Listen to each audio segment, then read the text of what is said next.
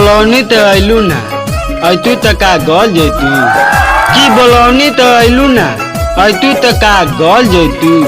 अरे अपन रात भर रहतू खातू पियतू सुबह चल जैतू। आजकल का प्यार भी गजब हो गया है।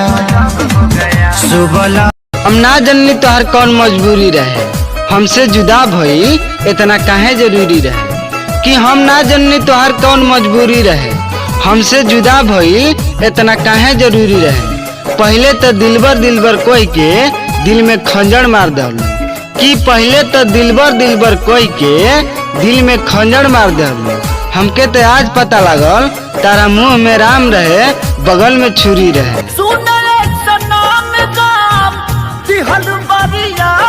तारा दरवाजा से सर उठाई तो हमके बेवफा कहिया कि तोहरा दरवाजा से सर उठाई तो हमके बेवफा कहिया।